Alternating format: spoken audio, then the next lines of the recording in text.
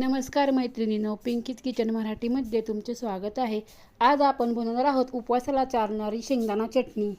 आजकाल उपवासासाठी इडली, आप्पे, डोसे इत्यादी प्रकार तयार होत आहेत। त्याबरोबर खाण्यासाठी ही चटणी अत्यंत उत्तम आहे। ही बनवणे अगदी सोपे आहे। त्यासाठी 1 वाटी शेंगदाणे चांगले खरपूस भाजून घ्यायचे आहेत। एकदम कमी गॅसवर शेंगदाणे भाजायचे म्हणजे ते छान कडक भाजले जातात।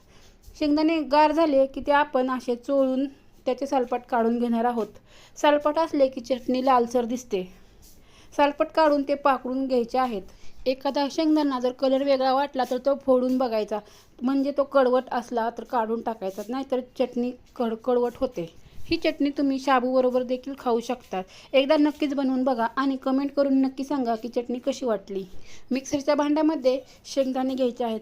त्यामध्ये आवडीप्रमाणे तिखट घालायचे आहे, म्हणजेच मिरची घालायची आहे। तुम्हाला मिरची घालायची नसेल तर लाल तिखट घातले तरी देखील चालते। तुम्ही जर खात असाल तर यामध्ये कोथिंबीर आणि जिरे सुद्धा घालू शकता। त्यानंतर अर्धा चमचा मीठ घातलेले आहे। मीठ तुम्हाला जास्त लागत असेल तर जास्त घातले तरी देखील चालते। थोडेसे फिरवून घ्यायचे आहे आणि त्यानंतर यामध्ये आपण पाणी घालून वाटणार आहोत।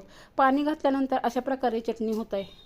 आता याला आपण तडका देऊन घेणार आहोत। काही ठिकाणी उपवासाला कढीपत्ता, जिरे, कोथिंबीर अशा वस्तू चालतात, मग त्यांनी तडक्यामध्ये कढीपत्ता आणि थोडेसे जिरे घातले तरी देखील चालते। मी इथे फक्त मिरचीचे तडका देणार आहे। अशा प्रकारे मिरचीचे तुकडे करून मी ते गरम तेलामध्ये टाकणार आहे आणि व्यवस्थित भाजून घेणार आहे।